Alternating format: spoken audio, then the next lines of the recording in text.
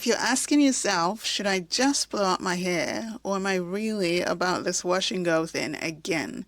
And underneath that question, the real question you're asking is, which one is better for my hair? Which one will help my hair grow and retain said growth? Which one will keep it soft, save me time, and keep me from pulling out my hair, both literally and emotionally? That's exactly what we're going to find out today. We'll begin with the pros and cons of each style, starting with the wash and go. Let's give this style its flowers first, because when done right, a wash and go can be the most liberating thing you can do for your natural hair. 1.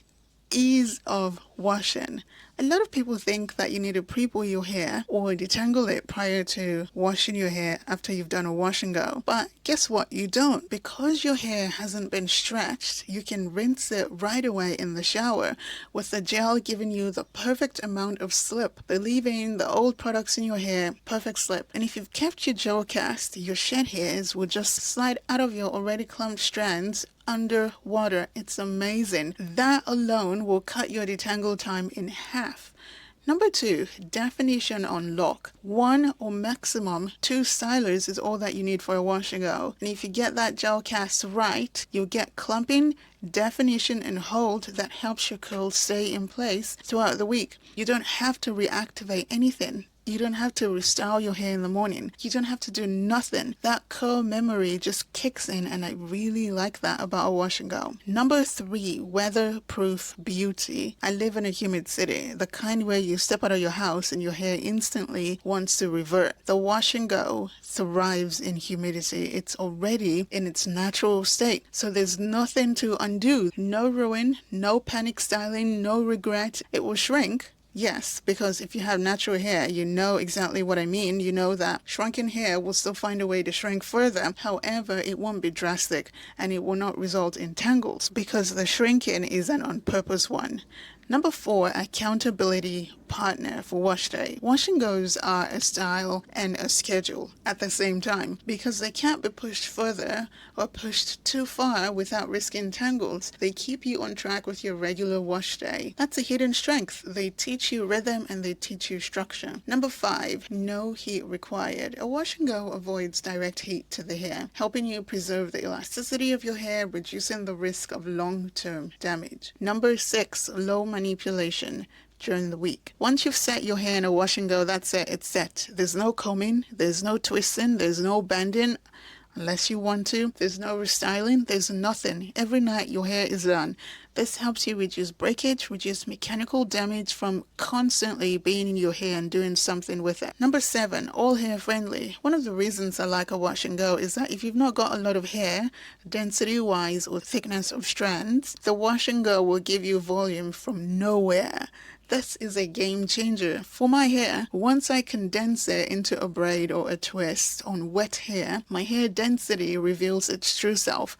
0. If I then proceed to put my hair in twists or in braids, I'll have to fluff the life out of my hair to get some volume just to go outside and have it shrink back into my head. So a wash and go, when done properly, will give you volume, and I like that. Okay, onto the cons, because no style is perfect. Number 1, weekly commitment or else. Look, wash and goes require maintenance. That means weekly washing. No skipping. You cannot afford to be ill. I'm just telling you.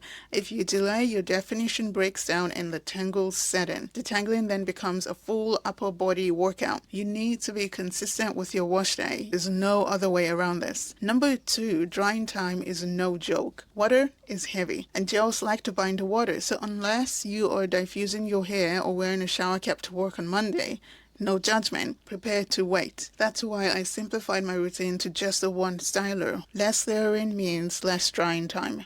Number 3, the wash and go takes a long time to master.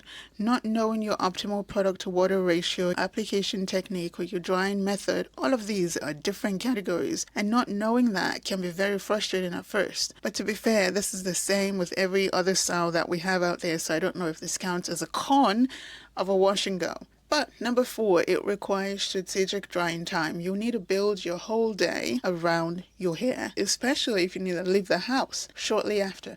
But then again, this is true of any other style.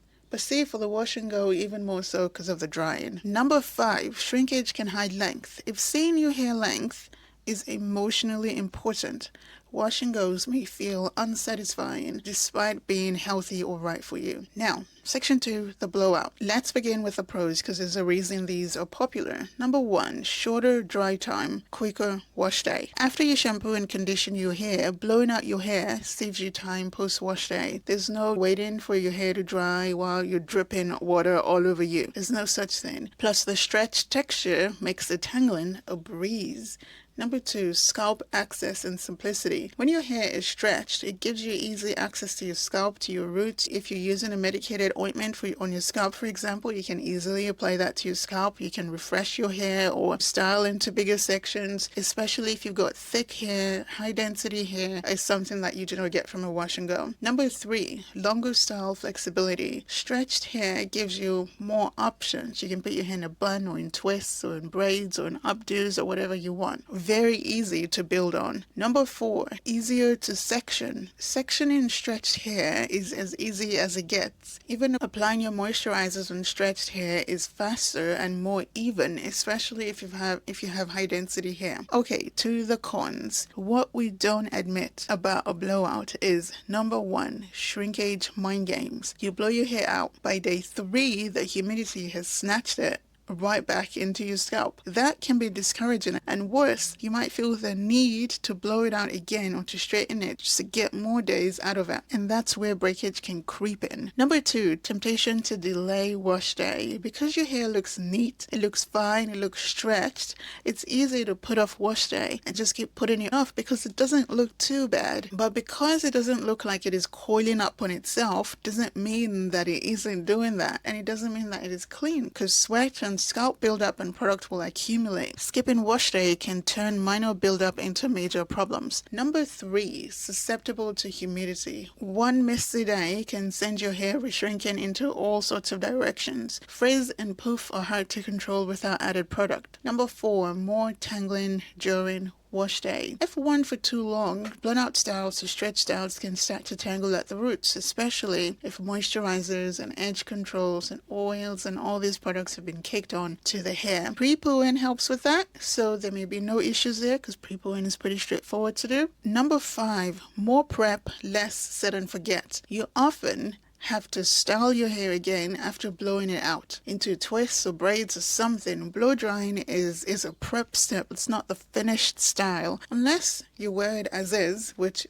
obviously is fine, in which case shrinkage and tangling and your hair brushing against every furniture and every piece of clothing will be collateral damage. Number 6, heat damage if not careful. Repeated blow drying, especially at very high temperatures and on wet hair or on dirty hair, can stretch and weaken the curl bonds over time, little by little by little. I've never heard of anyone who got heat damage from blow drying their hair, but then again, I do not know every single natural under the sun, so proceed with caution. Okay, section 3, my personal story, why I chose the wash and go and then why I didn't. Here's where I get real with you. I wore the wash and go for about 10 years straight, not because it was trendy or had a point to prove, but because it made sense for my life. I caught public transport almost every day of the week. Rain and heat and fairy mist, all of it. The wash and go worked with the weather, not against it. I didn't have time for rollers or rods, and I didn't have much volume. I still don't for twist outs or braid outs, especially without blow drying my hair. I also wanted my hair to fit into my life and not demand more than I could give to it. And when I did the big chop after transitioning for 8 months, I liked my hair. I was so proud. It felt absolutely stunning.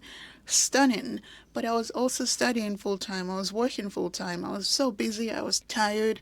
Being able to wash my hair and style it and go gave me peace. It gave me peace of mind in ways I cannot begin to explain to you. The wash and go was my solution. But now I blow dry my hair. Why? Because I've changed. My rhythm has changed. I have a family. I cannot commit to washing my hair weekly because there's no guarantee for that. What matters is that I still ask the same question, what do I need right now? And that leads us to the truth. Section 4. The real question is not which style is healthier, but which system is healthier for you. Why? I'm going to say something that might surprise you. Any style can be healthy. Wash and go, blowout, anything. It's not the style that determines your hair health, even though that has something to do with it, but it's your system, it's your capacity, it's what you can commit to today and what you actually like to do, how you like to wear your hair. Do you have a consistent wash day rhythm? Do you have a solid takedown routine? Can you commit to whatever style you like? If yes, excellent. Otherwise, that's not a style for you. I've seen women grow their hair to waist length in mini twists and mini braids, and I've seen women grow their hair in permanent back to back to back to back wash and goes. I've seen both break off hair when they weren't honest about their lifestyle, about their capacity, about how consistent they could be with hair care. It's not just the style, it is the fit as well. Section 5. Build your system from your why. So forget which is better. Forget it and start here. Are you postpartum? Are you working and studying full time? Are you working shift? Are you managing a business and a baby? Are you a caregiver? How much time have you got? What's your weather like? What's your weekly energy like? How does wash day sound when it's that time of the month? Does your wash day run on autopilot, or is wash day a surprise every week? What do you have the capacity for? Then choose a style or two styles that honor your actual life. You may want to do twist outs. That's great, but can you maintain them? We need to stop acting like effort means overexertion. You can give your hair love and consistent care and intention without sacrificing your peace, your pocket, or your time. So, is a wash and go healthier or is a blowout safer? My answer: what's the healthiest is what's consistent, what's intentional, what's respectful of your current season of life. What fits your life so you can commit to safe practices for that style. Choose a style that works for right now so you can commit to looking after your hair and doing the right things for that style. And if you change your mind next season, that's fine too. If you take anything from this video, please let it be that we need a reason that is rooted in our reality, not in someone else's or how fancy a style is or the type of our hair. And if you don't know how to build a routine that honors your time, your energy, your life, and your budget, I have a free email course made exactly for this reason. It walks you through the steps of choosing the right style, the right routine, and the right products for you and for your hair. The link's in the description box below.